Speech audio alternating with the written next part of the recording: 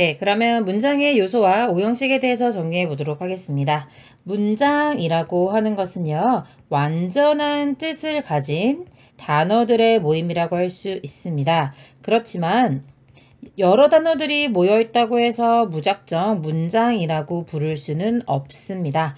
문장을 이루기 위해서 완전한 뜻을 가져야 된다라고 말씀드렸죠. 그렇기 때문에 문장을 이루기 위해서는 문장의 필수 요소들이 필요하고 문장의 요소에 따라서 우리가 문장의 소위 형식이라고 하는 것을 결정한다고 볼 수 있겠습니다. 자, 그러면 문장의 요소, 이렇게 문장을 구성하는 요소들이 무엇인지를 봐야 할 텐데요. 들어보셨을 거예요. 주어, 서술어, 그 다음에 목적어, 보어 이런 말 들어보셨죠? 요 네 가지가 바로 문장을 이루는 요소라고 할 수 있겠습니다. 자, 그럼 이제 여러분들이 슬슬 헷갈리기 시작할 수도 있어요. 선생님, 우리 앞에서 공부했던 품사라고 하는 것과 좀 다른 건가요? 라고 말할 수 있겠죠? 자, 얘네들은 뭐라고 부를 거냐면요. 앞으로 문장의 구성 요소 또는 문장 성분이라고 부를 거예요. 문장 성분은 무슨 어로 끝나고요. 품사는 무슨 사로 끝나게 되죠. 우리가 의미어라고 해서 해석이 되는 아이들과 그 다음에 기능어라고 하는 거 해서 네 가지씩 배워서 우리가 8개 팔품사라고 배웠었잖아요. 그래서 얘네들하고 좀 다르다라고 볼 수 있습니다. 문장의 요소 정리하고 선생님 다시 한번 요거 언급해 드리도록 할게요. 자, 먼저 주어와 서술어에 대해서 공부해 보도록 하겠습니다. 주어라고 하는 것은요, 문장의 주체예요. 그러니까 어떤 동작을 하는 그 문장의 전체 동작의 주인이라고 말할 수 있겠고요. 그 다음에 서술어라고 하는 것은 이러한 주어의 동작 또는 상태를 말해주곤 합니다. 자, 그럼 여기서 여러분들이 이제 헷갈리는 부분이 있어요. 선생님, 저 주어의 동작이나 상태라는 말을 어디선가 들어본 것 같은데요 라고 얘기할 수 있을 텐데요. 맞습니다. 서술어라고 하는 것이 문장을 이루는 요소잖아요. 근데 얘가 동사라고 하는 품사만이 유일하게 할 수 있는 역할이에요. 그래서 원래는 원칙적으로 우리가 주어, 서술어, 목적어 이런 식으로 불러야 하는데 이 서술어라고 하는 것의 역할을 모든 품사들 중에서 동사밖에 하지 못해요. 그래서 다른 애들은 다 이렇게 문장의 성분으로 이름을 불러줘요.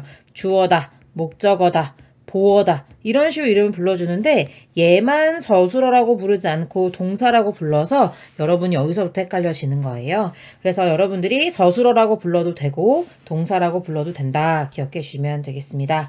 자, 그럼 한번 가볼게요. 일단 선생님이 문장 성분을 분석하는 데 있어서 제일 중요한 건 어휘력이라고 말씀드렸죠. mark가 사람 이름이라는 걸, arrive가 도착하다라는 의미라는 걸 알아야 여러분들이 주어와 동사의 관계를 따져낼 수가 있겠고 여기서 도착한 주체가 누구예요? 바로 마크잖아요. 이러한 주체를 우리가 s라는 표시를 통해서 주어라고 표시해준다. 그 다음에 도착했다라고 하는 주어의 주체의 동작을 말해주고 있죠.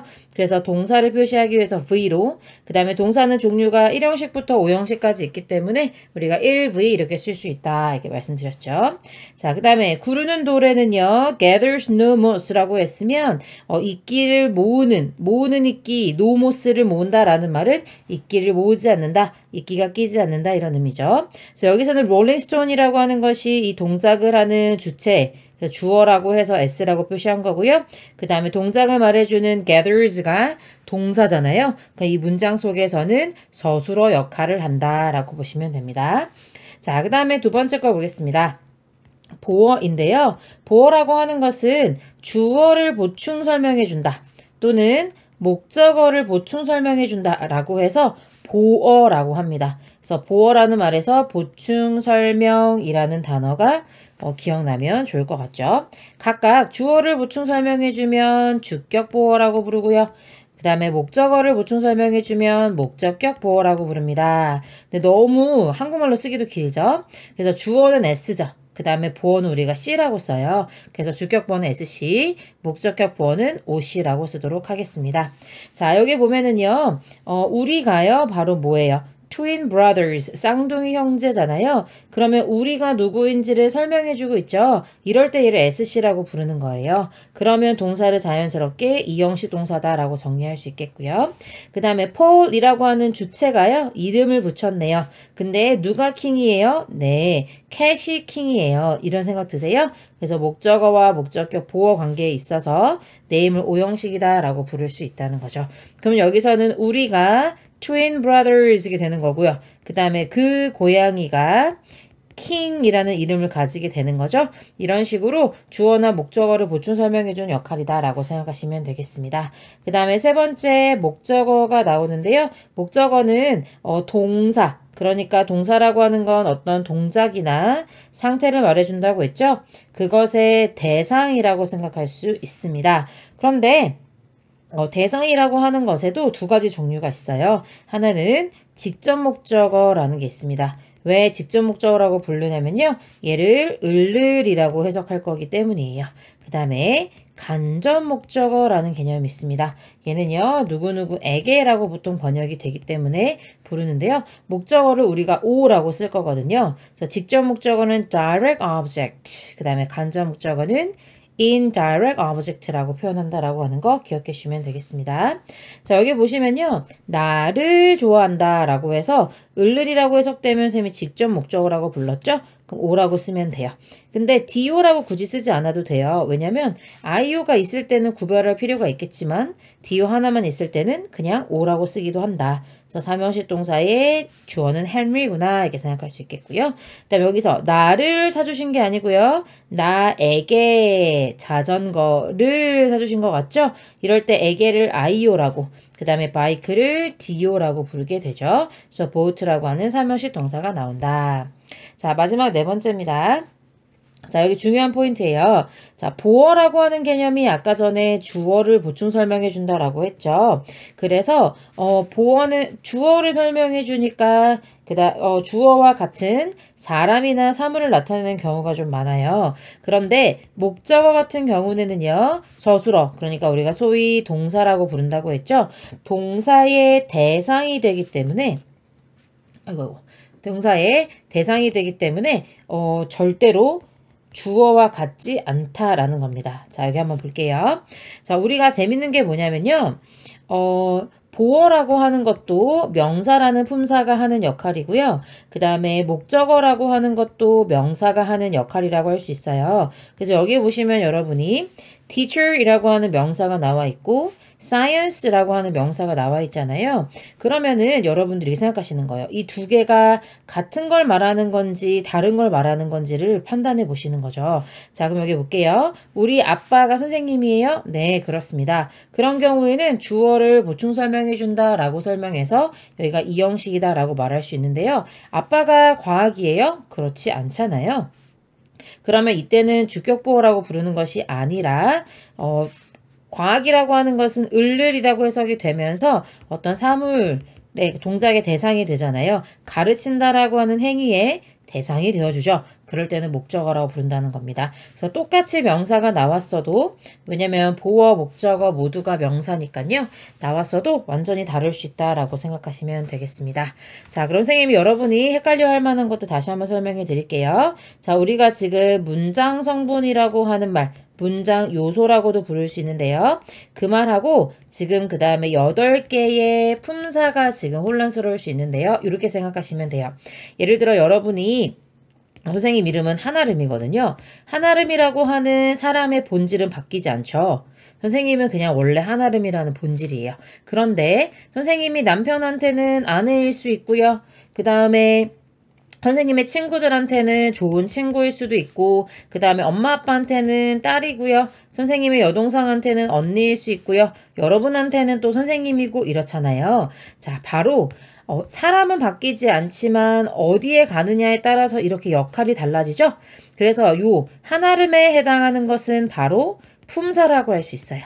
예를 들면 한아름이라는 명사인 거죠.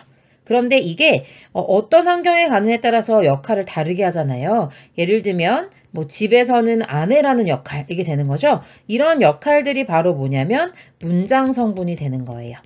이해되셨을까요? 그래서 명사가 예를 들어 나온다고 하면 환경에 따라서 어떨 때는 주어라고 부를 수도 있고 어떨 때는 목적어라고 부를 수 있고 어떨 때는 보어라고 부를 수 있는 거예요. 그래서 어디에 위치하느냐에 따라서 다르게 설명할 수 있다라고 생각하시면 되겠습니다. 다시 한번 문장 성분, 팔품사라고 하는 것은요. 그 단어가 가지고 태어난 고유의 성질을 말하는 거고요. 물론 그 성질은 하나만 갖고 태어나진 않아요. 예를 들면 홈이라는 단어는 명사이기도 하고 부사이기도 하거든요. 그래서 어쨌든 여러 개를 갖고 태어날 수 있지만 어쨌든 그 고유의 성질을 말하는 거고 그것이 문장에서 어떻게 사용되느냐 바로 문장 속에서의 역할을 말하는 것이 문장 성분이다 라고 생각하실 수가 있겠습니다. 자, 그러면 노란 사용펜을 들고 우리가 한번 복습을 해보도록 하겠습니다. 문장이라고 하는 것은 완전한 뜻을 가진 단어들의 모임이라고 했고요. 문장을 이루기 위해서는 문장의 요소들이 필요하고 그 요소에 따라서 문장의 형식이 결정된다고 말씀드렸습니다. 그래서 문장의 요소, 4대 요소는 주어, 서술어, 목적어, 보어가 문장을 이루는 요소, 즉 문장 성분이라고 말씀드렸고요. 문장 성분은 무슨 어로 끝나는 반면에 품사는 무슨 사로 끝나는 차이가 있다라고 말씀드렸습니다. 자, 주어와 서술어 같은 경우에는 주어가 문장의 주체, 서술어는 주어의 동작이나 상태를 나타낸다. 보어 같은 경우는 주어나 목적어를 보충 설명해주는 말로 주어를 보충 설명해주면 주격보어 SC, 목적어를 보충 설명해주면 목적격보어 OC라고 부른다. 목적어는 동사의 대상으로서 직접 목적어, 을로 해석되는 직접 목적어 DO와 간접 목적어, 에게로 해석되는 간접 목적어 IO 두 가지가 있다라고 말씀드렸고요. 자, 보어와 목적어의 차이도 설명드렸습니다. 보어는 주어를 보충 설명하기 때문에 주어와 같은 사람이나 사물을 나타내지만 목적어는 서술어의 대상이기 때문에 주어와 같지 않다. 그래서 명사가 이렇게 나오게 됐을 때 주어와 같으냐 다르냐에 따라서 2형식이냐 3형식으로냐라고 결정할 수 있다고 말씀드렸습니다. 자, 그럼 이번에는 문장의 5형식에 대해서 정리해 보도록 하겠습니다. 문장의 요소, 즉 우리가 문장 성분이라고 불렀었는데요. 그 요소가 어떻게 나오느냐에 따라서 5가지의 기본적인 문장의 형식, 패턴이라는 게 존재합니다. 그것을 우리가 문장의 5형식이다 라고 부르게 될 텐데요. 다시 말하면 영어는 아무리 문장이 길고 복잡해 보여도 5가지 형식 안에 수렴한다는 겁니다. 그래서 영어가 이렇게 간단한 패턴을 가지고 있으니 국제어가 됐다고 할 수 있겠지요. 여러분들도 이 5가지의 패턴이 잘 보이기만 한다면 영어 어렵지 않게 문장 구사할 수 있습니다. 자, 1이라고 되어 있는 것부터 간단하고요. 그 다음에 5로 갈수록 복잡하다라고 생각하시면 됩니다. 먼저 1형식 같은 경우는 주어와 동사만으로도 문장의 뜻이 완성이 되는 경우를 말합니다. 이 형식은요. 주어 동사만으로는 안 되고 주격보어가 반드시 들어가서 주어를 보충 설명해주는 말이 필요하다. 3형식 같은 경우에는 을을에 해당하는 저 잘못 집어넣네요. 직접 목적어라고 해야 되겠죠? 을을에 해당하는 목적어를 반드시 가져야지만 의미가 완성될 때 4형식은 에게라고 해석이 되는 간접 목적어와 을을이라고 해석되는 직접 목적어 두 가지를 가져서 뭐뭐 해주다 라고 하는 해석이 될 때 4형식이라고 부르고요. 5형식은 목적어를 보충 설명해주는 목적 보어가 나와서 둘이 서로 설명해주는 관계라고 생각할 때 5형식이라고 할 수 있습니다. 자, 그러면 하나하나 한번 정리해 보도록 하겠습니다. 선생님이 형식을 정리하면서 그 구문 분석을 하는 연습도 겸하게 될 거예요. 그래서 어떻게 표시하는지 잘 확인해 보시는데요. 자, 주어, 동사, 목적어, 보어라고 표시할 거고요. 주격 보어는 SC, 목적격 보어는 OC라고 부를게요. 그 다음에 우리 수식어에 해당하는 거, 그러니까 말하자면 형용사라든지 부사라든지 이런 것들은 M이라고 적을 수도 있고요. 아니면 문장에서 있어도 되고 없어도 되니까 이렇게 둥근 가로를 치겠습니다. 그리고 이제 명사라고 하는 것이 문장의 필수 성분이었잖아요. 왜냐하면 얘가 주어나 목적어나 보어 역할을 하는 아주 중요한 필수 성분이니까요. 그래서 명사처럼 필수 성분인데 문장에서 굉장히 길게 나오는 경우는 우리가 이렇게 대가로를 쳐줘서 존재감을 확실하게 표시해 주도록 하겠습니다. 자, 그럼 1형식부터 한번 보도록 하겠습니다. 1형식 문장은요. 주어, 주어, 우리 S라고 쓴다고 했었죠. 그 다음에 서술어. 근데 서술어 역할하는 건 동사밖에 없어서 주어 서술어만 있다고 했었고요. 문장의 필수 성분은 아니지만 수식어, 우리가 소위 M이라고도 한다고 했고 둥근 가로 칠 수 있다고도 말씀드렸죠. 영어에서 수식어가 될 수 있는 품사는 형용사와 부사 두 가지입니다. 그래서 얘네들이 나오는 경우에 괄호를 한번 쳐보도록 하겠습니다. 자, 그러면 정말 주어 동사만으로도 뜻이 완전한지 한번 볼게요. They 문장의 주어겠죠? are walking 이라고 나오는데요. 그들이 걷고 있다, 걷고 있는 중이다. 그래서 일형식 동사고요. 뒤에 아무런 문장 성분이 나오지 않아도 의미적으로 충분히 보완이 되는 느낌 받고 계시죠? 그 다음에 여기 보면 그 개는요. 개죠. 그 개는요. 짖었어요. 그런데 이건 많이란 의미의 부사거든요. 그러면 이것도 역시 개가 짖었다라는 표현만으로도 뜻이 완성이 되기 때문에 그래서 일형식 문장이라 부를 수 있고 a lot 같은 표현이 들어가서 다 문장이 좀 더 길어질 수 있지만 수식어구로 처리해서 문장의 필수 성분은 아니다. 즉 대가로를 이렇게 쳐주자. 아니 둥근 가로를 쳐주자 라는 말이죠. 그 다음 보겠습니다. 내 친구들은요 are in the library 라고 되어 있는데요. 우리 이렇게 in이라고 하는 거를 전치사라고 부르거든요. 전치사는 항상 뒤에 명사가 와줘야 된다라고 말씀드렸어요. 그래서 이런 구조를 우리가 전명구라고 부를 건데 전명구는요 문장에서 언제나 수식어 역할만을 해줍니다. 그래서 괄호 열고 닫아요. 그러면 친구들이 있습니다 하고 문장이 끝나죠. 근데 어디에 있어요? 라이브러리에 있어요. 그래서 의미적으로는 얘네가 있어야지 완성이 되는 느낌을 주지만 그렇지만 얘네가 어쨌든 수식어기 때문에 일형식이다 라고 따져주게 되는 겁니다. 자, 그 다음에 우리 엄마는요. 운동을 해요. 근데 어디에서요? 공원에서요. 그리고 Monday through Friday라고 하는 건 월요일, through는 약간 물결이거든요. 금요일까지 이런 뜻이죠. In the park라고 하는 것은 장소를 말해주네요. Monday through Friday는 시간을 말하네요. 우리 영어에서 장소, 방법, 시간을 말해주는 건 전부 다 부사라고 했죠. 부사라고 하는 것은 부속품, 있어도 되고 없어도 되고 라는 뜻이라고 했어요. 그래서 이렇게 괄호 열고 닫은 거 여러분이 확인할 수 있겠습니다. 그러면 엄밀히는 My mother exercises라고 하는 문장의 핵심들만을 보인다면 그러면 이게 바로 일형식이구나 라고 파악하실 수 있겠습니다. 자, 두 번째 이형식 문장 가볼게요. 주어, 동사, 우리 저술어라고 써도 되는데 네, 이제 동사라고도 표현한다고 말씀드렸죠? 여러분에게 좀 더 익숙한 표현일 겁니다. 거기에 보어가 들어가는 문장인데 특별히 주어를 보충 설명해 준다고 해서 주격 보어라고 말씀드렸습니다. S, V, EV라고 적어야 되겠죠? 그 다음에 SC 이렇게 적어주면 됩니다. 자, 여기에 잘 보세요. 문장 성분은 보어인데요. 보어 역할을 하는 품사가 바로 형용사와 부사라는 명사와 형용사라는 겁니다. 얘네 둘이 보어라는 역할을 담당하게 되는 아이들이라고 볼 수 있겠죠. 얘네가 주로 보어로 쓰인다. 자, 그럼 보세요.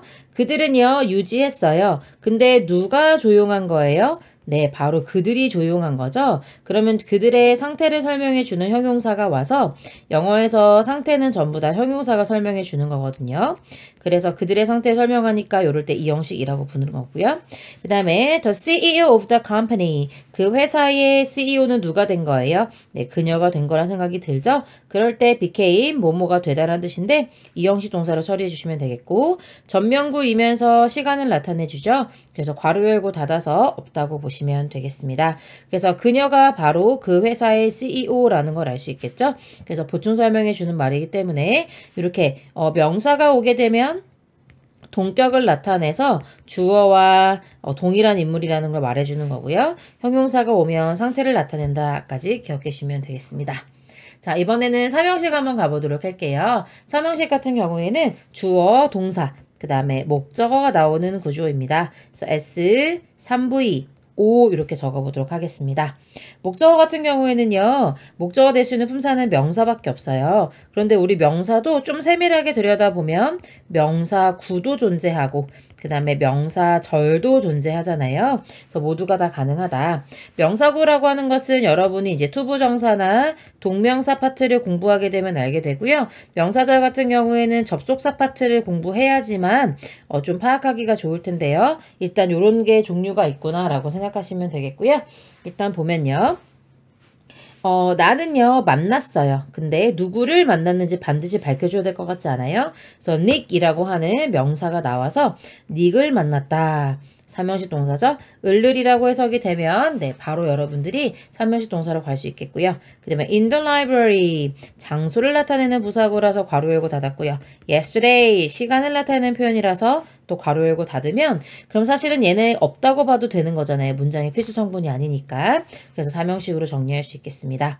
자, 이런 식으로 간단하게 명사만 나와서 문장의 목적어가 되는 경우도 있어요. 그 다음에 두 번째 보면 그녀가 즐기는데요. 뭘 즐기냐면 명사를 즐기는 게 아니라 이런 동작을 즐기는 거예요. 그래서 다시 유언에서 보시면 read가 무엇을 읽다라는 삼형식 동사인데 그거에 대한 목적어 이게 다시 한번 나와 있죠. 그래서 이게 전체적으로 이 안에서 주어 동사는 없지만 여러 개의 단어로 이루어져 있잖아요. 그럴 때 우리가 구라는 표현을 쓴다고 했죠. 그래서 명사구다. 그래서 여기는 명사구가 목적어가 된 경우를 보여주고 있는 상황입니다. 여러분이 나중에 좀 더 공부하다 보면 동명사가 목적어가 되었다라고 쓸 수 있게 될 텐데요. 어쨌든 in the morning은 시간이니까 이렇게 괄호 열고 닫지만 아침에 신문을 읽는 것, 이 행위 자체를 즐기는 거죠. 그래서 여러 개, 하나, 둘, 셋, 넷, 5개의 단어로 이루어져 있는데 이 안에서 주어, 동사는 없기 때문에 우리가 구라고 부른다고 말씀드렸습니다. 좀 어렵죠? 그래서 이렇게 두 번째 종류가 있고요. 그 다음에 나는 알아요. 일단 노우는요, 나 알아. 하면 듣는 사람 굉장히 답답하죠. 뭘 아는지 반드시 말해줘야 될 것 같다는 생각이 들 겁니다. 자, 삼형식 이상의 동사라는 생각이 들 텐데 여기 보니까 he라는 주어, 그 다음에 우리는 will 같은 거 붙으면 동사라는 거 알잖아요. 그 다음에 좋아하는데 뭐를 좋아해요? 책을 좋아한다라고 해석되니까 삼형식 돼요.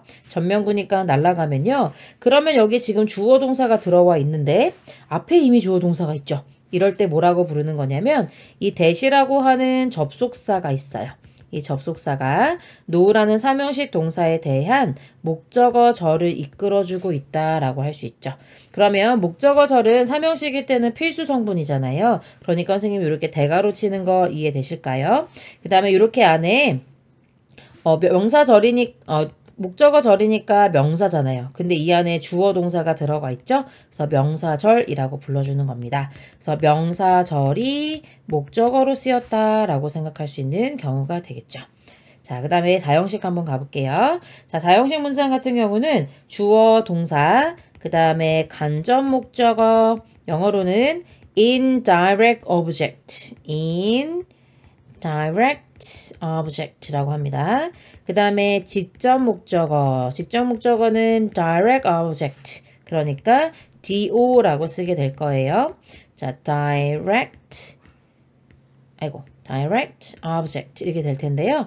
목적어가 2개의 문장이에요. 굉장히 욕심쟁이 문장이죠. 그래서 목적어를 2개 갖는 아이들을 뭐라고 부르느냐면요. 수여 동사라고 불러요. 여러분들 수여라는 말 들어봤어요? 이 학생은 타의 모범이 되었기에 이 상장을 수여합니다 라는 말. 그러니까 수여는 주다라는 뜻이거든요. 그래서 모든 사형식 동사는요. 준다라는 뉘앙스가 굉장히 강해집니다. 여기 한번 봐보세요. 내 친구가요, 보냈어요. 나를 보냈을까요? 아니고, 우리 누구누구에게라고 해석이 되는 간접 목적어 형태일 것 같죠? 직접 목적어가 을을이라고 해석이 되는 거잖아요. 그래서 나를이 아니라 나에게라고 해석이 되니까 아이오라고 쓰는 거고요. A Christmas card, 이게 바로 do, 을을이 되는 겁니다. 그 다음에 지난주에라고 하는 건 시간을 나타내는 부속 표현이기 때문에 괄호 열고 닫아서 없다고 볼 수 있겠죠. 네, 이렇게 없는 거나 다름없죠. 자, 그렇게 됐을 때 사형식으로 보는 거고요. send도 보내주다라고 해석이 되니까 수요 동사의 일종이라는 걸 알 수 있겠습니다. 그래서 여러분들이 이렇게 명사가 2개 붙었을 때요. 이렇게 명사가 2개 붙었을 때 하나가 누구누구에게라고 해석이 되는 아이오, 하나가 do인지 파악이 됐다면 그러면 사형식 동사로 여러분들이 바로 파악을 할 수가 있겠습니다. 역시 나에게 케이크를 만들어주다. 역시 만들어주다 라고 하니까 주다라는 뉘앙스가 강하잖아요. 그러면 사형식이구나 라고 판단할 수 있는 겁니다. 그 다음에 이렇게 의문문으로 물어봐도 마찬가지죠. 자, 이렇게 조동사하고 동사는 항상 결합해주세요. 왜냐면 조동사는 동사를 도와주려고 온 것 뿐이니까요. 여기서 형식을 따지는 게 아니고 send에서 형식을 따져요. 그런데 여기서 IO, DO 구조가 돼 있죠? 그럼 사형식이다 이렇게 보는 거고 in Europe 역시 장소를 말해주기 때문에 괄호 열고 닫아서 있어도 되고 없어도 된다 표시할 수 있겠습니다. 그래서 나에게 유럽에서 포스트카드를 보내주겠니? 라고 물어보고 있고 역시 보내주다이기 때문에 수요동사라고 볼 수 있어서 4형식이다 라고 판단할 수 있겠습니다. 자, 마지막 5형식입니다. 자, 5형식 같은 경우는요. 주어, 동사, 그 다음에 목적어를 일단 하나 가져요. 우리 오라고 씁시다. 그 다음에 이 목적어를 보충 설명해주는 말을 목적격 보어라고 부르는데 오씨라고 적어보겠습니다. 이렇게 이루어진 문장으로서 목적격 보어는요. 당연히 누구를 보충 설명해주는 겁니까? 목적어를 보충 설명해주기 위해서 오는 겁니다. 우리 앞서서 주격 보어가 될 수 있는 품사 두 가지를 했었죠. 명사가 있었고 형용사가 있었습니다. 역시 목적격 보어도 명사랑 형용사가 할 수 있는데 명사가 오는 경우에는 목적어와 목적격 보어가 동격일 때 사용하는 거고요. 형용사가 올 때는 목적격 보어가 목적어의 상태를 설명해 주기 위해서 온 거다라고 생각해 주시면 됩니다. 자, 여기 먼저 보시면요. 그녀는요, kept 유지했어요. 우리가 조용한 걸까요? 그녀가 조용한 걸까요? 네, 우리가 조용한 것 같죠? 그래서 오와 오씨의 관계라고 하는 거고 지금 우리가 조용한 상태이기 때문에 형용사가 왔다. 어제는 하루 종일이라는 의미의 시간이니까 없다고 볼 수 있겠고요. 그 다음에 그의 노력이 만들었어요. 누가 의사가 됐어요? 그 사람이 의사가 됐죠? 그래서 목적격 보어라고 부르는 거고 명사가 보어 자리에 올 때는 목적어와 동격이라고 했죠? 그가 바로 뭐가 돼요? 의사가 되는 거니까요. 그래서 동격이다라고 생각할 수 있겠습니다. 자, 이렇게 형용사가 보어가 되는 경우가 있고요. 그 다음에 명사가 이렇게 보어가 되는 경우가 있어요. 이건 여러분이 익숙하게 볼 수 있겠죠? 자, 이제 하나 더 갈게요. 이게 바로 오형식 동사인데요. 목적격 보어 자리에 동사가 올 수도 있어요. 동사가 오면 어떤 동작이나 상태를 설명해 주는 거잖아요. 그래서 이럴 때는 어떻게 해석하는 거냐면 목적어가 오시라는 동작을 하게 되는 겁니다. 저기 한번 봐보세요. 자, 우리 아버지가요. made 만드는데 나를 뭐로 만드는 게 아니라 clean the bathroom 청소를 하게 만드는 거예요. 그래서 어쨌든 내가 하는 거잖아요. 그래서 오씨가 되는데 여기서는 동작을 말해주고 있다. 그래서 clean이라고 하는 이게 원래는 뭐뭐를 청소하다라는 동사 출신이잖아요. 그래서 이 아이가 지금 목적격 보어에 나옴으로써 clean이라는 동작을 설명해주고 있다는 겁니다. 여기도 우리 엄마가 원해요. 내가 뭐 할 건데요? 역시 clean the bathroom 되는 거죠? 그래서 목적어와 목적격 보어 관계가 있기 때문에 옷이다. 그 다음에 clean이라고 하는 삼형식 동사 출신의 모양이 나와 있기 때문에 역시 동작을 말하는 거다라고 생각할 수 있습니다. 자, 그런데 두 개 문장에 좀 차이가 있어요. 첫 번째, 하나는 made고 하나는 want네요. 그 다음에 여기는 clean이라고 되어 있는데 여기는 to clean이라고 되어 있어요. 자, clean이라고 하는 아이는 우리가 동사의 형태가 원래 이런 모양인데 그대로 썼다라고 해서 동사 원형이라고 하고요. 그 다음에 to를 붙여주게 되는 경우에는 우리가 to 부정사라고 부릅니다. 자세히 배우게 될 날이 올 텐데요. 자, 동사 원형은 어떤 느낌이 있냐면요. 약간 지금 당장 하라는 명령의 느낌이 있어요. 그래서 우리가 명령문을 만들 때도 동사 원형을 쓰잖아요. to 부정사는 어떤 느낌이 있냐면요. 뭔가 소망이나 바람이나 앞으로 그렇게 해줬으면 이라고 하는 그런 미래적인 느낌을 담고 있어요. 얘는 지금 당장의 느낌이라면. 자, 그래서 여기 봤을 때 아버지 같은 경우에는 당장 지금 청소를 하라고 하는 뉘앙스를 말하고 있기 때문에 clean을 쓴 거고요. 엄마는 그저 바라는 거예요. 너가 앞으로 했으면 좋겠네. 이런 식으로 소망을 얘기할 때는 앞으로 그렇게 할 수 있겠지 라고 얘기할 때는 투부정사를 사용한다는 거예요. 그래서 이게 붙고 안 붙고가 이 주어가 강요하는 정도를 정해주는 것이다. 어쨌든 이 동사 출신의 이런 모양들이 나오게 되면 목적어가 어떤 동작을 하게끔 한다는 거죠. 그래서 이렇게 오씨 자리에 이런 동작을 말해주기 위해 동사가 나오면 해석을요. 목적어가 오씨 하도록 오브이하다 라고 해석해 주시면 되겠습니다. 앞으로 해석 자주 하게 될 일이 있으니까요. 네, 일단 그런가 보다 생각하시고 같이 카드에 한번 정리해 보도록 하겠습니다. 자, 그러면 우리 노란 색깔 형광펜을 들고 한번 가볼게요. 자, 이 형식 문장은 주어, 서술어로 이루어져 있다. 수식어가 있는 문장도 있다. 이렇게 말씀드렸고요. 수식어에는 형용사랑 부사가 있다라고 말씀드렸습니다. 이 형식 문장은 주어, 서술어, 주격, 보어로 이루어져 있다. 그 다음에 명사와 형용사가 보어 역할을 한다라고 말씀드렸죠. 그래서 형용사가 나오면 상태, 명사가 나오면 동격이다. 3형식 문장은 주어, 동사, 목적어로 이루어져 있고 목적어는 명사, 명사구, 명사절 모두가 가능하다. 그래서 우리가 이게 둥근 가로가 아니라 대가로를 친다라고 하는 것들까지 여러분한테 알려드렸고 명사, 명사구, 명사절이 있다 이렇게 생각하시면 되겠습니다. 자, 그 다음에 사형식은요. 주어, 동사, IODO로 이루어져 있어서 목적어가 2개의 문장이다. 이런 사형식 동사를 수요 동사라고도 부른다라고 말씀드렸습니다. 5형식은요. 주어, 동사, 목적어, 목적격, 보어로 이루어져 있고 목적격, 보어는 목적어로 보충 설명하는데 3가지 종류가 있다. 명사, 형용사, 동사가 있고 명사가 나오는 경우는 오와 오씨가 동격, 그 다음에 형용사인 경우는 오씨가 목적어의 상태를 설명해 주는 것이고 그 다음에 동사가 나올 때는 동작을 말해 주는데 특별히 해석을 주의해서 오가 오씨 하도록 오브이하다 라고 해석해 주기로 한 것 잊지 말아 주시고요. 그 다음에 이게 동사 원형이 오는 경우와 그 다음에 투부정사가 오는 경우에 동사 원형은 명령, 지금 당장 이런 느낌이 있고 투부정사는 소망이나 바람이나 앞으로 그랬으면 좋겠다라는 미래적인 뉘앙스가 있다라고 하는 것까지 카드에 잘 정리해 주시면 되겠습니다. 우리가 문법을 공부하는데 굉장히 많은 시간이 걸리는데요. 이 영상 가지고 모든 걸 완벽하게 정리할 수는 없어요. 하지만 이 영상에 있는 것들이 흔들리면 앞으로 여러분들이 개념을 확장해 가는 데 있어서 굉장한 어려움이 있을 겁니다. 그래서 반드시 이 개념들 놓치지 않고 갈 수 있도록 주의해 주시기를 부탁드리겠습니다. 수고 많으셨습니다.